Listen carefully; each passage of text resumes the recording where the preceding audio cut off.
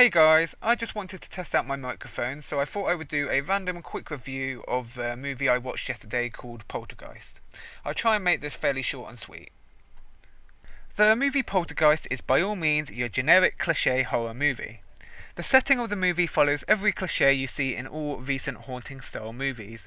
The family moves into a spooky house, unaware it was built on a cemetery. The characters, being the family themselves, are also quite cliche. You have the innocent little girl, the scared little boy, the older sister who didn't want to move at all, and the parents who at first ignore anything that happens in the house. The first half of the movie is pretty much exactly the same as all other haunting movies of the last few years.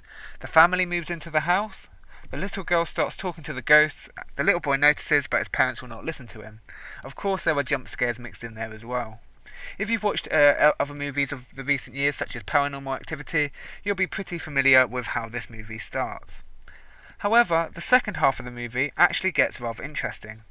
Once the little girl is taken, yes, this is also very cliche, the family seems to instantly accept that it is a supernatural phenomenon. Which is actually quite surprising in these sort of movies, because of other movies I've watched of the type, the family tend to ignore anything that happens. Say they see things flying across the room and they'll just ignore them. And although the family does at first ignore what's happening, this is purely because the little boy is the only one that sees anything, and he is known to the family to be very scared of things. So I think in this particular movie, their denial of what's happening is actually fairly reasonable, and thankfully from about halfway through they actually just accept that it is ghosts or whatever it might be, and the movie moves on. And that's pretty good for this sort of movie, because I can't stand like Paranormal Activity where the family see that lamp flew across the room, it must have been the wind, and that really bothers me. But thankfully this movie is not so bad in that respect. But anyway, so after the girl was taken, the story actually gets rather interesting. Again, unlike most of the generic movies of this genre, they actually try and properly explain what is happening. The souls of the cemetery want to take the girl to lead them to the light, to take her into their sort of realm where it's sort of between life and death. Without giving away too much detail, the rest of the movie is pretty much them trying to save the girl from this realm by physically actually showing this realm, which is another thing a lot of other movies don't do, is that you're just supposed to accept that, oh, there's this ghost and it's haunting you. But this movie actually goes a bit further and tries to show where they're coming from and why they are doing what they're doing. And yeah, the movie is trying to save this girl by, yes, another cliche. As soon as they realise, oh no, our girl's been taken, they call in the experts and they just try and save her. So yeah, this movie is by all means very cliche, although I personally think the latter half of this movie is actually quite enjoyable. It focuses less on the jump scares and more on the suspense and atmosphere of actually trying to save the child. So overall, this movie is by all means a complete cliche of modern haunting movies, but does that mean it was bad? Not really. It was, as I said, cliche, and nothing special. But if you want to watch a fairly enjoyable little horror flick, which has little originality but has a decent enough story and atmosphere to make it a decent popcorn flick, then I'd say to give it a go. And well, that is about it for the movie.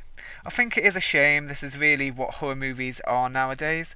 Every movie is the same. Literally watching the trailers to this movie, I saw 3 upcoming horror movies.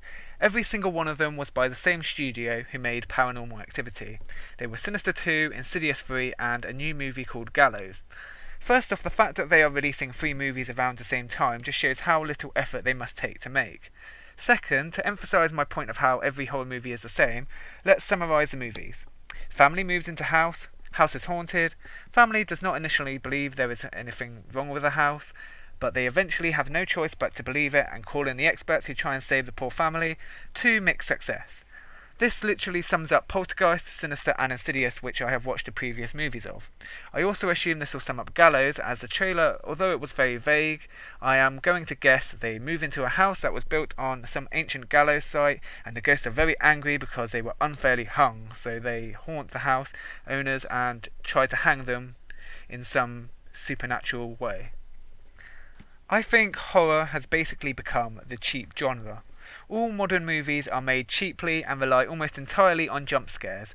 Producers seem to think that as long as you get the audience to jump a few times, their job is done. A good example is something I recently got into, that is Five Nights at Freddy's. Although this is a game and not a movie, it's a good example. I have no intention of actually playing the game. I literally just watched it, as I know the game itself would drive me mad, but I did enjoy watching a playthrough by Markiplier, who is well known for playing the game.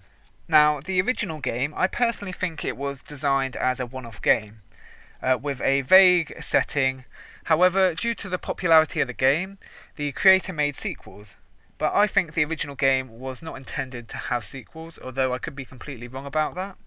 But the thing is, what people love about the game is the lore, and some people think the characters are, I'm not going to go into that.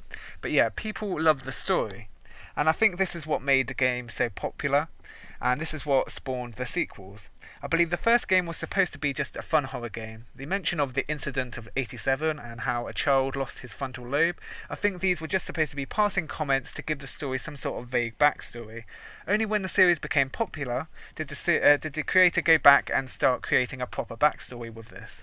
To sum up my point, people may think to make a good horror movie, or in this case a game, all you need is to be able to scare people with some cheap jump scares and you're done.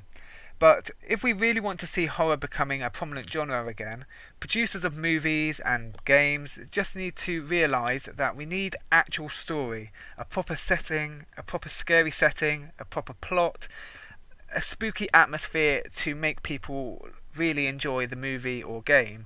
What made Five Nights at Freddy's popular was not the scariness of the game. Sure, I'm sure a lot of people liked it for that, but I think what made it really popular was the lore, the potential story.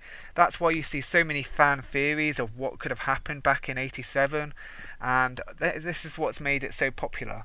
So I think if producers realise that, and they stop just trying to cash in on these cheap house haunting movies and try to make some real horror movies, maybe it will become a proper genre again. But as for now, good luck seeing another 3 movies by the Paranormal Activity studio coming out in the next year. I'm sure they'll all be spectacularly original. Well, that went a little bit off topic, but I hope you enjoyed this little review summary thingy-mabobber, and thanks for watching.